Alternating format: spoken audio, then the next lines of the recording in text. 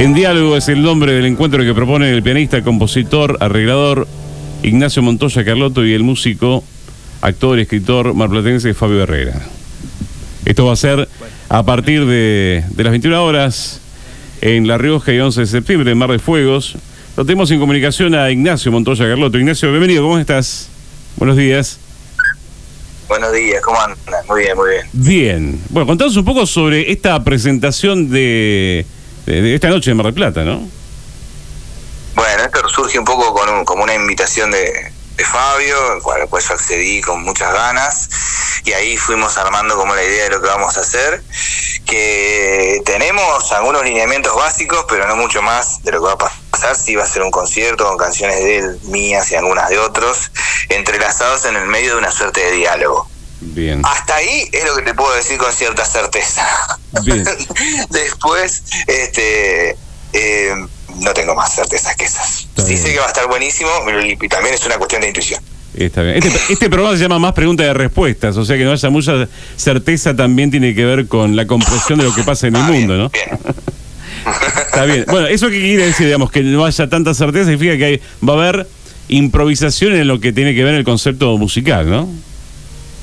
No tanto en lo musical, mirá, hasta eso te diría, sino en el armado del show, sí. Que vamos a tratar de tejer un diálogo en el cual vayamos conversando y llevando de una canción a la otra. Esa es un poco la idea. Uh-huh. Es una idea arriesgada porque no lo hemos hecho nunca, sí.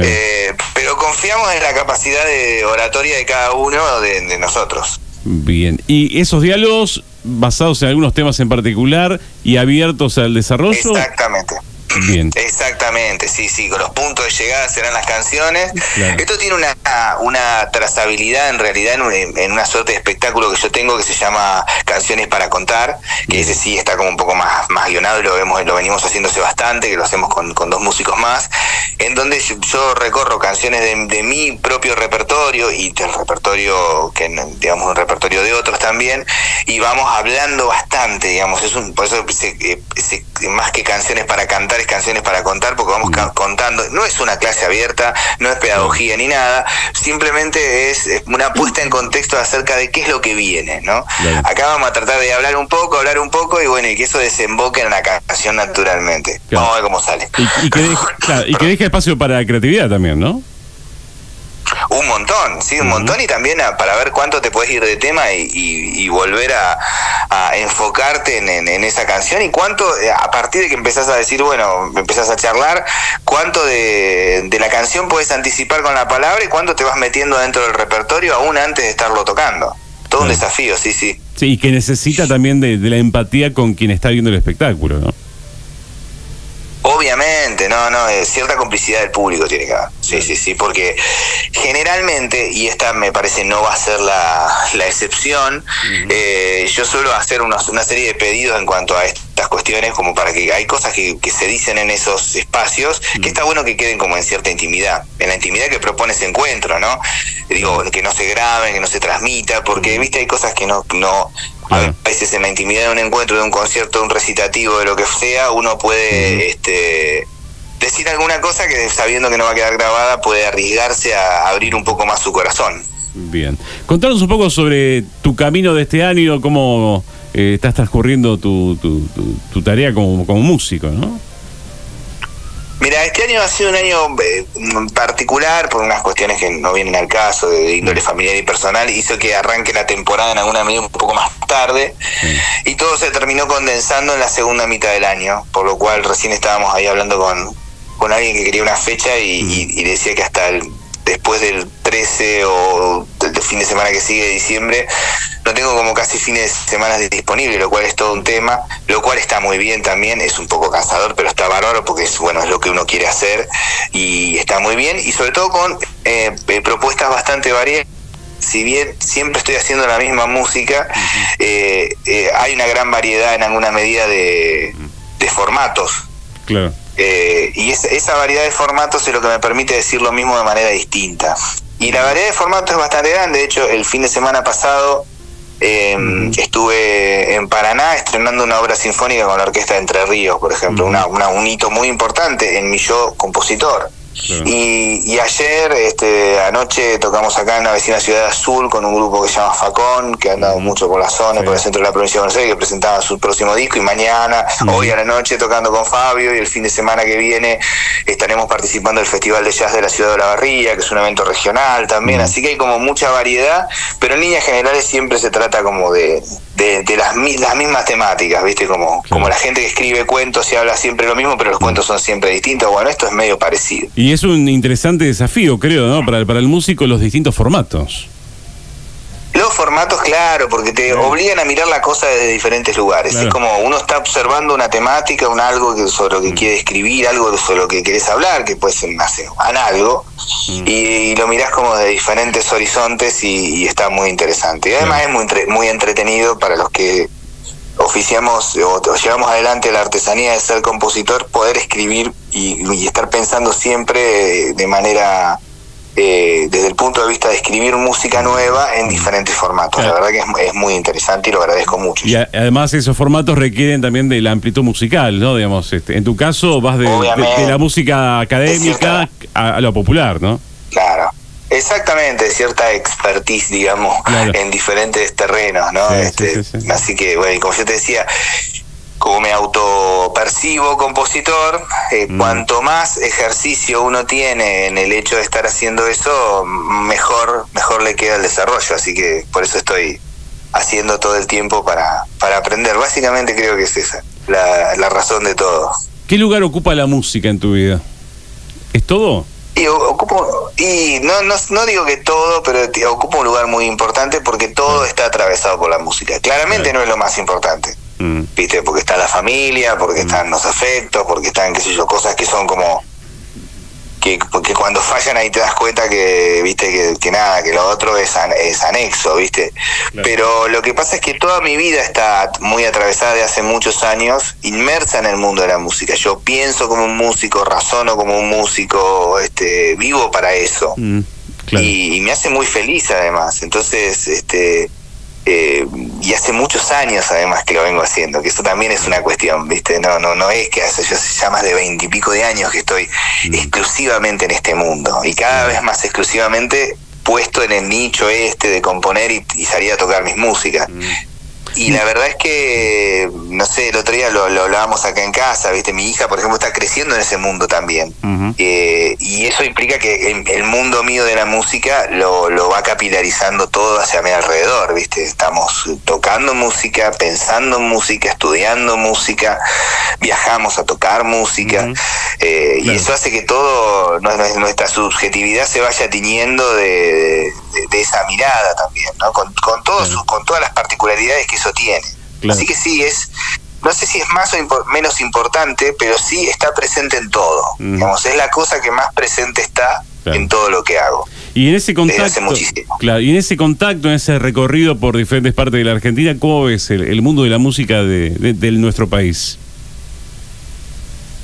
Yo lo veo como muy rico. Argentina es particularmente, no descubro nada con eso, un país que musicalmente tiene un desarrollo muy interesante, y cuando digo esto no me estoy refiriendo ni a un género en particular ni a nada, sino en líneas generales desde pensando la música desde la música argentina, de la autoctonía que puede llegar a haber, inclusive con la capacidad de impregnarse con formas foráneas y enriquecerse con lenguajes que vienen desde otros lados. La academicidad del músico argentino es altísima, la capacidad no es muy grande. Claro.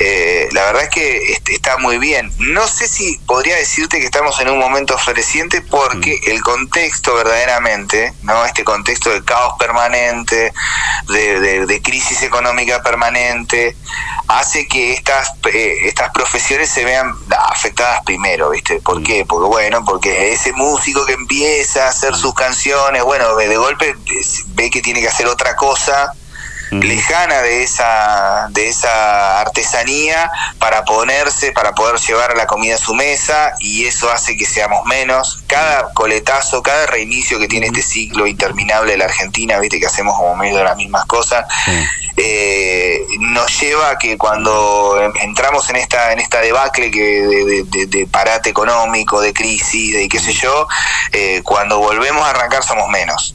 Claro. Y eso la verdad que no es bueno. Porque también la cantidad de voces hace que todo se enriquezca. Pero, y a veces me parece que en esto que te decía al principio, de que somos como, y lo sabemos, digamos, que somos capaces, talentosos, a veces nos recostamos en eso, porque sabemos que podemos, bueno, total, no pasa nada, pues lo vamos a sacar adelante, ¿viste? Como el alumno que no estudia porque sabe que tiene capacidad. Sí. Y bueno, y a veces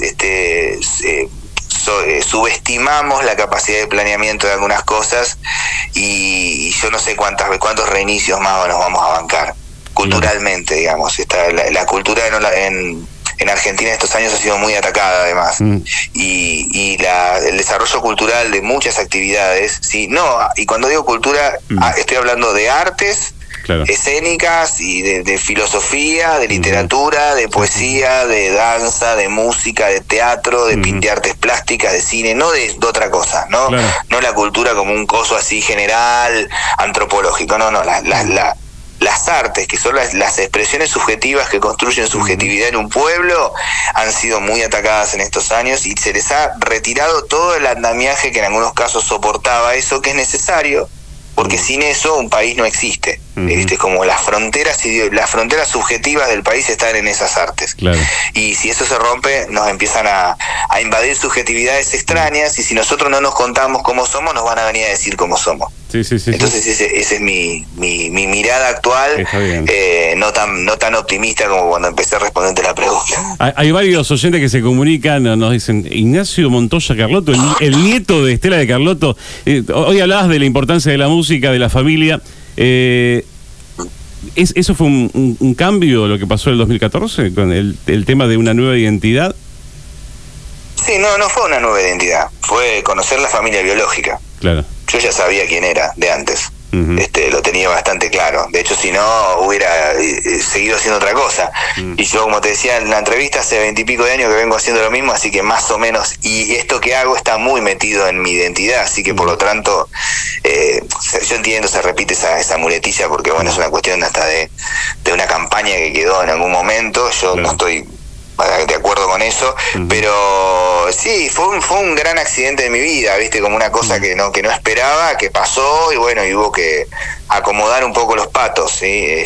Y eso también presupone un antes y un después de algo que vos no estás esperando. Es como, bueno, es un accidente que tenés en la vida, en lo que te dan destrucción total al vehículo, pero vos no te hiciste demasiado, o sí, pero sobreviviste. La diferencia es que nadie, si vos tuviste un accidente de las características que sea, nadie se va a poner contento porque lo tuviste. Claro. La diferencia con mi caso es que mucha gente se pone feliz porque para la gente fue un momento feliz, y lo entiendo, pero bueno, para mí representó otra cosa. Igual estoy contento con lo que pasó, lo volvería a hacer si tuviera que pasar por las mismas cosas, pero no es algo, digamos, que uno diga, ay, qué lindo, ay, qué bien que la pasé en esos años. No, fueron años muy duros y dejaron una huella muy grande en mí, que bueno, que a fuerza de terapias y cariños y trabajo y calmas y cosas, pude empezar a irla superando, ¿no? Y ya pasó bastante tiempo. ¿Y cambió la relación tuya con el resto, digamos, ahora a partir de esto que te pasó en el 2014, o siguió siendo lo mismo, decís? ¿Con el resto con quién? Con el resto, con el resto de la música. Pues yo recuerdo que vos viniste aquí a Mar del Plata varias veces antes del 2014. Sí, varias veces. Que tenías otro apellido en ese momento, y después mucha gente empezó a rebobinar y darse cuenta de que era la misma persona, ¿no? Claro, sí, y siguió siendo la misma persona. El ambiente de la música, como todos los ambientes específicos, no son tan grandes. Entonces ya acá nos conocíamos todos. Claro. Y yo ya medio que tenía un pequeño recorrido, o no tan pequeño, en mi ambiente. Entonces ya más o menos todos sabían quién era. Quizás el gran mundo no sabía de eso, y bueno, y si tu nombre accede a lugares en donde antes nunca accedía. Claro. Eso no es ni bueno ni malo, simplemente es así. Y bueno, y tenés esa cuestión de esa cosa medio horrible que es ser medio famoso, ¿viste? Pero sos famoso y conocido por algo que no hiciste vos en realidad, sino que es una cosa que hicieron los demás, pero que bueno, que te tiene a vos como protagonista ineludible. Entonces bueno, sos la jeta de algo. Claro. Viste, en este caso es bueno una lucha que es muy digna, que es extraordinaria, que todo, pero que bueno, que yo no la hice y no me estoy sacando el lazo con esto, simplemente me estoy poniendo en el lugar que me corresponde para no creerme una película de la cual no soy protagonista, ni guionista, ni nada, simplemente soy un actor de ahí que pasó y bueno, y le tocó estar, ¿no? Y obviamente que quizás cambió un poco la relación con el mundo, pero sobre todo porque yo aprendí que el mundo era otra cosa de lo que yo pensaba. Yo era un tipo mucho más inocente hace unos años atrás, y esa inocencia quedó un poco ligeramente pulverizada, si querés, a razón de bueno de haber conocido, lo que pasó en 2014 fue abrir la puerta a una desgracia que era personal, que yo pensé que era de terceros, que la conocía, pero pensé que le pasaba a otros. Bueno, no, me había pasado a mí.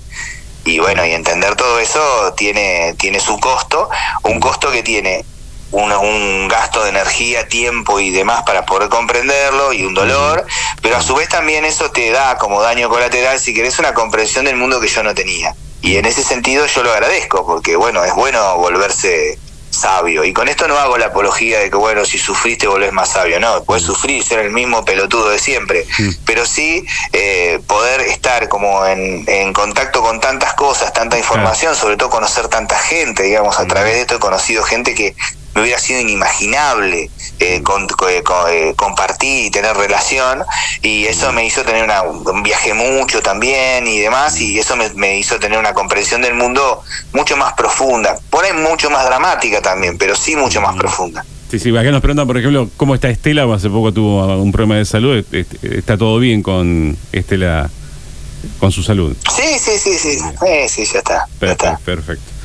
Cuestiones de su edad, digamos, ya no es joven. Está bastante lejos de ser joven, y bueno, cualquier problemita que tiene, hay que tomar ciertos recaudos porque bueno, por su edad también. Bien, parece mentira de todas maneras que hayan pasado 11 años de eso, ¿no? Digamos, estamos hablando del 2014, hoy estamos 2025. Y que sigamos hablando. Claro. De eso, ¿viste? Parece como la final del mundo, ¿viste? Que se siguen hablando durante años hasta que haya otra final del mundo. ¿Y te molesta en alguna parte hablar del tema, no? Y me hincha un poco las pelotas, sí. Sobre todo porque es algo que ya pasó también, claro. ¿viste?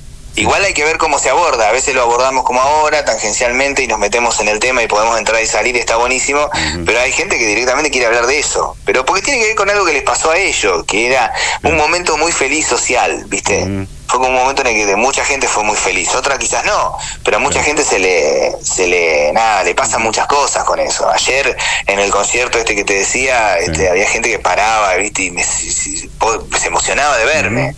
Y es algo que en ese momento pasó y sigue pasando, ¿viste? Pero bueno, qué sé yo, es como yo entiendo que soy la cara de algo muy importante, pero bueno, qué sé yo, ese algo muy importante en un punto es más de la persona que se emociona que mío, ¿viste? Porque eso es un logro más colectivo de lo que se parece.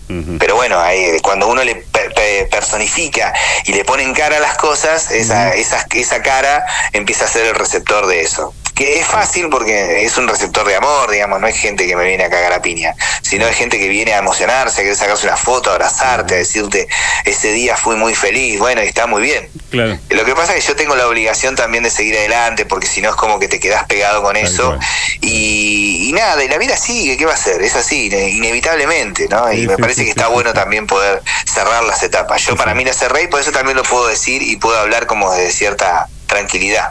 Claro, exactamente. Acá nos recuerdan, por ejemplo, alguna versión que hiciste de Dinosaurios con Palo Pandolfo, que fue también inolvidable. Claro. Sí. ¿Qué recordás de esa versión? Claro. Bueno, ahí tenés, por ejemplo, una de las personajes que yo conocí, que pude conocer y entablar una relación de amistad muy bonita, fue con Palo, sí. Que bueno, que ahora no está entre nosotros. Y eso, por ejemplo, hizo que, un poco a propósito de lo que vos decías, mucha gente quiso que volvamos a repetir esa situación de tocar los dinosaurios otra vez. Bueno, yo la verdad que dije que no, siempre. Que si hace poco me lo habían ofrecido con hacerlo con un artista que admiro y todo, pero digo, no tiene sentido, eso ya pasó. Claro. Nunca más voy a volver a tocar los dinosaurios si no es con Palo. Y Palo no está, así que se terminó. Claro. Digamos, también, viste, como que aprender a cerrar las etapas, al menos para mí, no le hago mal a nadie con eso tampoco, así que no hay problema. Bien. Para cerrar esta entrevista, y te agradecemos mucho de tocar un tema que tal vez te sea difícil tocarlo, justamente por todo lo que comentabas. No, está todo bien, no hay problema, fíjate que si no, también aprendí en estos años de tanto hacerlo, que si no tengo ganas, ahí te contesto, hablamos de receta de cocina, no hay problema, pero bueno, está bueno también, porque viene al caso también, porque hoy seguramente también ese tema va a estar revoloteando el aire, seguramente, ¿viste? Y está bueno que hablarlo.